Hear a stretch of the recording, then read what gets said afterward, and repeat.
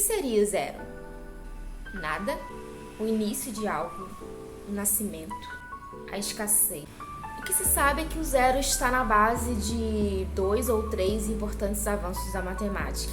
3 povos são os responsáveis pela ideia do zero, que são os babilônicos, os hindus e os maias. Nesse vídeo eu vou contar um pouco sobre a história do zero e falar um pouco também da sua utilidade.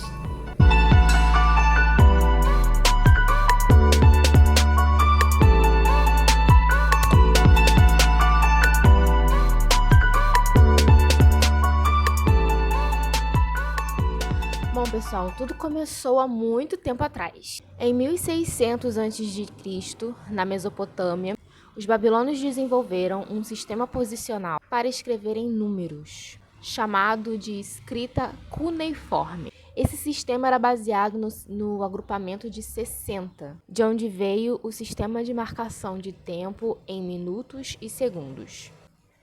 O que acontece é que esse sistema acabou por se mostrar ineficiente, por conta de que a representação deles ficava muito extensa para o espaço que eles tinham que escrever. E aí acabava dependendo muito de uma contextualização. Assim, entre 700 e 300 a.C., os babilônios começaram a utilizar um símbolo que representasse os espaços vazios. Dessa forma, o zero, no caso, ele ocupava lugar. Era um símbolo para indicar espaços vazios ou ainda algo que precisasse ser saltado. Bom, os arábicos também tiveram uma grande importância e os hindus nessa simbologia. Originalmente, o zero, representado como uma casa vazia, foi o maior avanço no sistema de numeração decimal. O zero evoluiu de um vácuo para uma casa vazia, ou a um espaço em branco, para, enfim, transformar-se em um símbolo numérico, usado pelos hindus e pelos árabes antigos. No início dos anos 1600, ocorreu uma importante modificação no formato da grafia do 10º número ou do zero, que inicialmente era pequeno e circular, igual uma letra O minúscula, e evoluiu para o atual formato oval do zero, que é um O mais comprido. Isso possibilitou sua distinção da letra O minúscula e O maiúscula.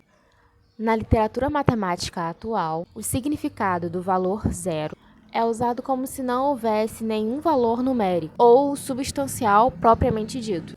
Em muitos casos, o zero surge como realmente um guardador de lugar. No caso, para diferenciar os números, por exemplo, 40 de 400, por exemplo, também diferenciar o número 509 do 5009, entende?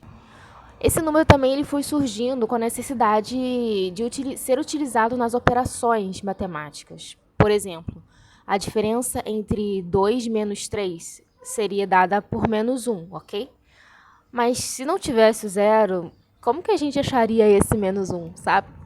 Antigamente, só se conhecia os números naturais diferentes de zero, ou seja, o zero não estava incluso dos números naturais. E aí veio a necessidade de criar-se os números inteiros, né, que é o z. Só que como não tinha o zero, era só 1, 2, 3, 4, e infinitamente, ou menos 1, menos 2, menos 3, menos 4, não tinha o zero ali para dar aquele start.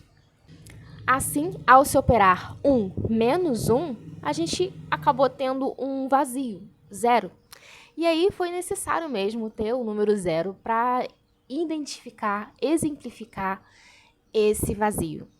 Assim, o zero representa o vazio e ele foi incluído nos conjuntos. Logo, os números naturais e todos os outros conjuntos estavam completos, já que um conjunto completo é aquele que é fechado para determinada operação.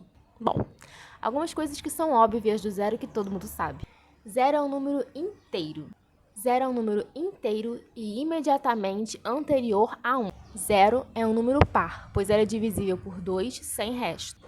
Zero não é positivo nem negativo, ou ambos. Algumas definições incluem o zero como um número natural, caso em que é um único natural que não é positivo. Mas tem outras definições que não concordam com isso, é uma treta danada. Zero é um número que quantifica uma contagem, ou uma quantidade de tamanho nulo. Na maioria das culturas, o zero foi identificado antes